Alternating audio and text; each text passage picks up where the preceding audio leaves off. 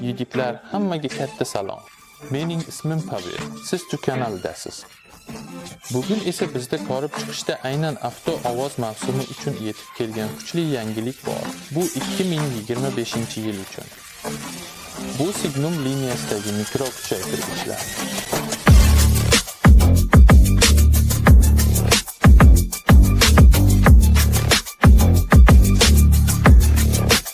Davom etish uchun iltimos. An'anaga ko'ra, avvalo to'plamdan boshlashni taklif qilaman. Monoblok 1.500 da to'plamda masofadan boshqariladigan ovoz balandligi pulti, mahkamlash elementlari, 6 burchakli kalit va yuqori signal orqali ulash uchun kalotka bor. Shuningdek, foydalanish bo'yicha qo'llanma va kafolat taloni ham mavjud. 290 modelida to'plam deyarli bir xil, faqat bu yerda dinamiklarni ulash uchun akustik kalotka qo'shilgan. 490 modelining to'plami biroz farq qiladi. Bu yerda akustikani ulash uchun ikkita kalotka va mana shunday bitta konnektorlar bor. Ular yuqori signalni past signalga aylantiradi. Boshqacha qilib aytganda, siz bosh qurilmadan to'g'ridan-to'g'ri akustik kabellar yordamida ushbu kuchaytirgichni ulashingiz mumkin. Endi kuchaytirgichlarning uchlarini ko'rib chiqamiz.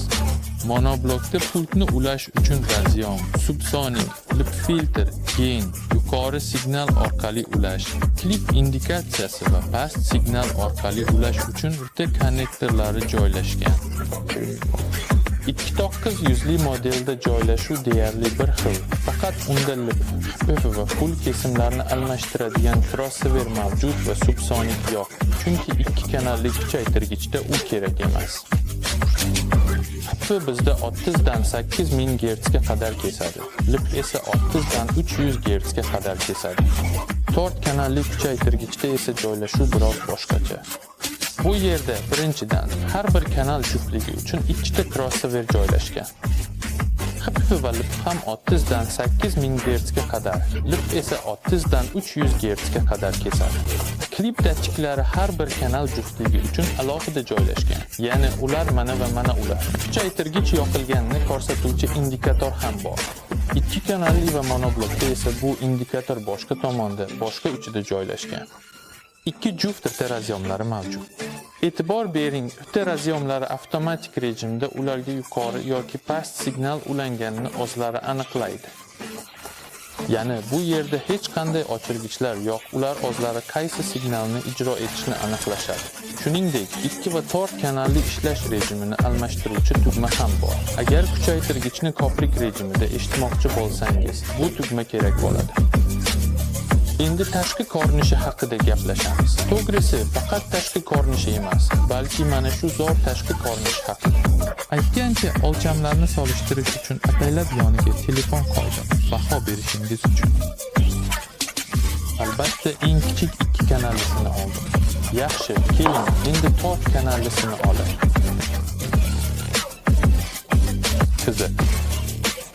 Rostini aytsam, o'lchamiga shunchalik berilib ketdimki, tashqi ko'rinishi haqida gapirishni butunlay unutibman. Kuchaytirgichlar juda zamonaviy ko'rinadi va har qanday o'rnatishda juda mos tushadi.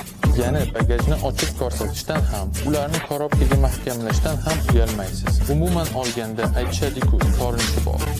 Texnik xususiyatlari bo'yicha 4 kanalli kuchaytirgichimiz 4 oqimda har bir kanal uchun 90 Watt, 2 oqimda har bir kanal uchun 150 Watt va most rejimida 4 oqimda 2 kanal uchun 300 Watt quvvat bera oladi.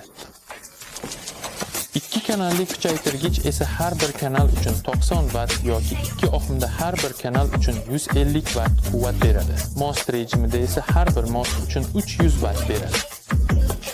Monoblok esa 4 oqimda 300 Watt, 2 oqimda 500 Watt va 1 oqimda hatto 650 Watt quvvat beradi. Bu esa allaqachon jiddiy va ta'sirli quvvat hisoblanadi. Men monoblokka mana shunday subwoofer ulashni taklif qilaman. Valet seriya. Bu dinamikning RMS ko'rsatkichi 750 Watt. Endi ko'ramiz monoblokimiz bunday kuchli dinamikni qanday hayday oladi. Xo'sh, umuman olganda shubhali eksperimentimizni boshlaymiz. Ehtimol men buni aytib, hammasini ko'rsatib va sinab ko'rish kerak deb bekorga aytdim. Bu yerda minimal ovoz balandligida ham mashina allaqachon tebranmoqda. Yaxshi, 20 Hz da sinus to'lqinini yuboramiz.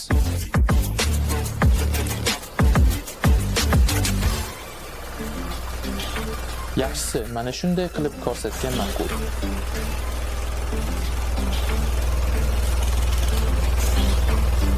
Mashina demontaj qila boshladi.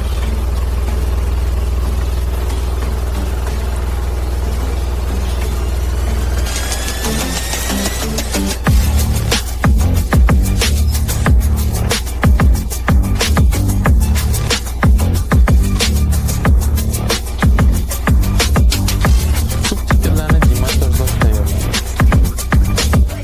Xo'sh, endi xulosa qilish vaqti keldi.